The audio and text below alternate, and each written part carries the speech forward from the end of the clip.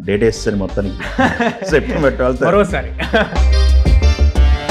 తేజు సజ్జా super hero కథలే చేస్తారు, arrange ఉంటేనే చేస్తారు. నాలో స్వతహాగా who loves fantasy, who loves that 9 పుస్తకాలు 100 ప్రశ్నలు అని. అవును సార్. ఇది చాలా స్పాన్ ఉన్న కథ. ఓవరాల్గా మీరు టీజర్లో చూస్తే దానికి ఉన్న పూత, దాని మీద ఉన్న లేయర్స్ చాలా ఉంటాయి. మరి మీ ప్రత్యర్థి మనోజ్, ఆయన కష్టపడ్డారు, ఆయన ట్రైనింగ్ తీసుకున్నది ఏమన్నా? ఆయన ముందు నుంచి ఆయనకి యాక్షన్ బ్యాక్ డ్రాప్ కొంత ఉంది, ఆయన ఫైటర్గా కార్డు కూడా ఉన్నాయి. పోస్టర్ మీద ఎవరో ఫోటోలు ఏమీ లేకుండా సింగిల్గా ఈ వెయిట్ అని ఎలా అనిపిస్తుంది మీకు? ఏ సినిమా అయినా ఆ లీడ్ యాక్టర్ మోయాల్సిందే కదా సార్. అది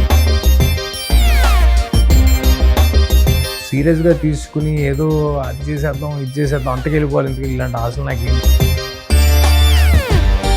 టీజర్లో లాస్ట్ షాట్ ఒకటి చూస్తే అవును, ఏదో దాచిపెట్టారు లోపల అనేది తెలుస్తుంది.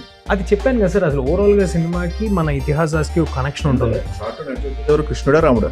అది సినిమాకి వచ్చాక మీరు ఎలాగో చూస్తారు కదా. బట్ చాలా ఆర్గానిక్గా ఉంటుంది సినిమా, డ్రైవ్ అయ్యేది దాని మీద ఉంటుంది అనమాట.